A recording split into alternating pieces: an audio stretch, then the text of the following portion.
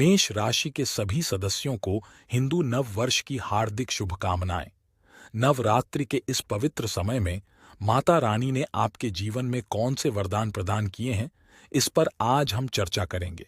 देखा जाए तो माता जगदम्बा को शक्ति स्वरूप माना जाता है। इसीलिए हम कहते हैं, या देवी सर्वभूतेषु शक्ति रूपेण संस्थिता, अर्थात यदि सारे संसार में यह शक्ति स्वरूप मां जगदम्बा न होती तो कोई भी कार्य अपने समय पर पूरा नहीं हो पाता।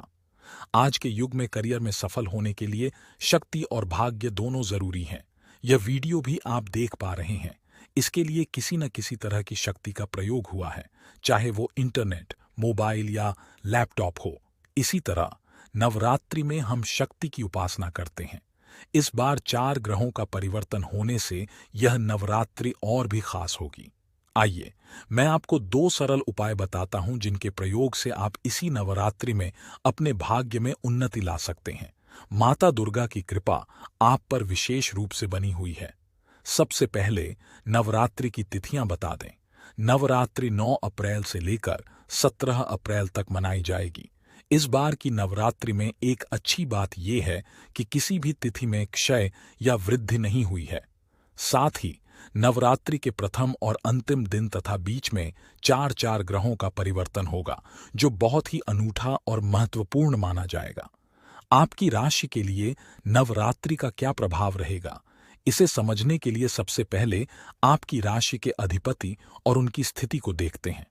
आपके लाभ भाव पर मंगल देव की उपस्थिति आपके करियर में उन्नति और नए अवसरों का संकेत देती है।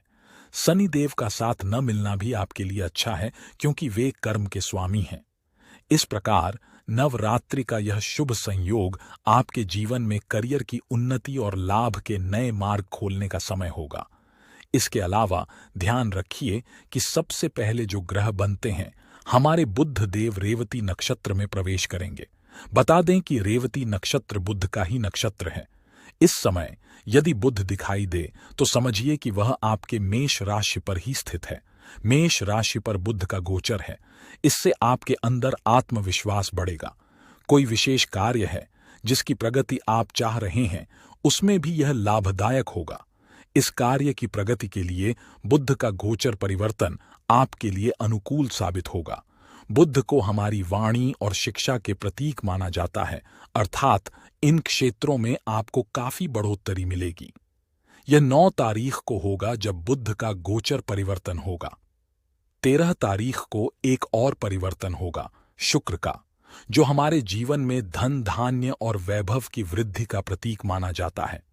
ये दोनों परिवर्तन आपके लिए शुभ साबित होंगे। इस समय पर शुक्र आपके 12वें घर भाग्य भवन में उच्च राशि में स्थित हैं और बुध भी अपने उत्तम नक्षत्र में आ गए हैं। यह आपके लिए बड़े निवेश और विदेश से जुड़े कारोबार करने का अच्छा समय है। यदि आप आयात निर्यात का काम करते हैं तो यह आपको सफलता दिला सकता है। सौंदर्य प्रसाधन से जुड़े लोगों और फिल्म इंडस्ट्री से जुड़े लोगों के लिए भी यह नवरात्रि शुभ साबित होगी।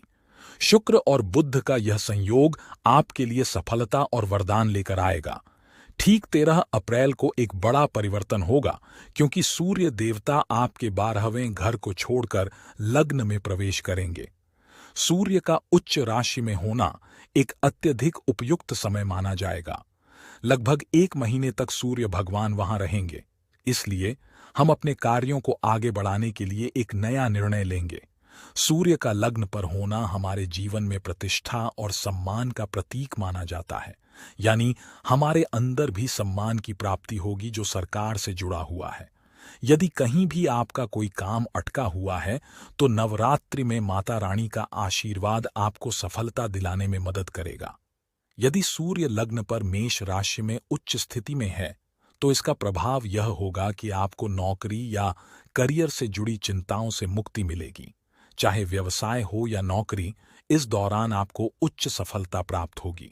इसके अलावा गुरु यानी बृहस्पति की उपस्थिति भी आपके लिए सकारात्मक फल देगी। देखिए, इस नवरात्रि के दौरान बृहस्पति और अन्य 3 ग्रहों का भी नक्षत्र परिवर्तन हो रहा है।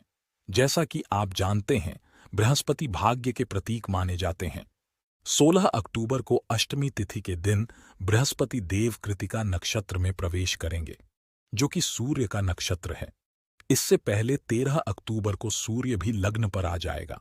यह एक बहुत ही शुभ संयोग है, जिससे हमें भाग्य और माता रानी की विशेष कृपा प्राप्त होगी। नवम भाव हमारे धर्म से संबंधित होता है, इसलिए यह नवरात्रि आपके लिए बहुत शुभ रहेगी। आप धर्म के प्रति अत्यधिक आस्थावान हैं और धार्मिक क्रियाओं में खूब लगन से भाग लेते हैं।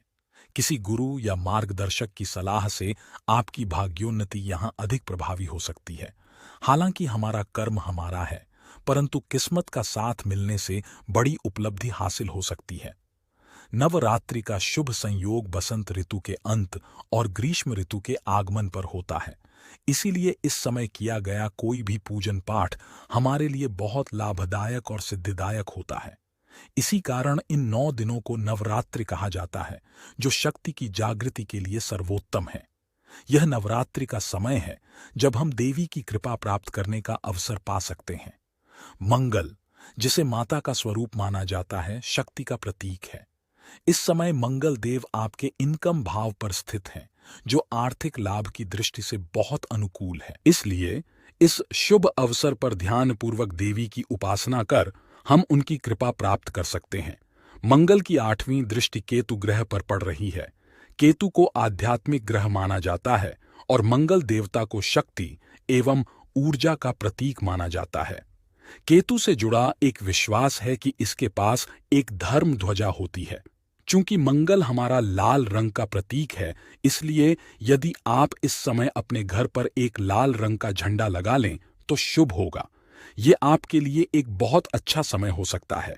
आपको कृपा प्राप्त हो सकती है, इसीलिए हमने यहाँ लाल झंडा प्रदर्शित किया है। आप अपने घर पर इसे उत्तर या पूर्व दिशा में जरूर लगाएं। इसे अर्पण कीजिए। इसके अलावा आपकी राशि के अनुसार मंगल अभी एकादश भाव पर चल रहे हैं और केतु स्वयं 6ठे भाव पर बैठे हैं। इस समय दुर्गा सप्तशती नामक पुस्तक, जिसे गीता प्रेस गोरखपुर द्वारा प्रकाशित किया जाता है, के 6ठे और 11वें अध्याय का आप पाठ रात्रि में जरूर कीजिए। माता रानी के प्रति श्रद्धा भाव रखते हुए प्रातःकाल में एक दीपक जलाकर उनका ध्यान करें। यदि संभव हो तो नवरात्रि के दौरान 6ठे और 11वें अध्याय का पाठ करें। यदि पुस्तक उपलब्ध न हो तो इंटरनेट से PDF डाउनलोड करके पढ़ सकते हैं। नवरात्रि के दौरान कन्या पूजन करने से जीवन में सकारात्मक परिवर्तन आ सकता है। माता रानी का आशीर्वाद आपके जीवन को सफल बनाएगा। यदि आपने मेरी बात को समझ लिया है तो मैं आपको समझाने का प्रयास करूंगा। यदि मेरा समझाने का तरीका आपको अच्छा लगा है तो मुझे बताइए। जैसा कि हमेशा की तरह मुझे अपना प्यार दिखाने के लिए लाइक और कमेंट करें। और हाँ, यदि अभी तक आपने मेरे चैनल को सब्सक्राइब नहीं किया है तो जरूर कीजिएगा। फिर से आप सभी को दिन बहुत अच्छा गुजरे, यही कामना करता हूँ। जय माता दी, जय श्री राम।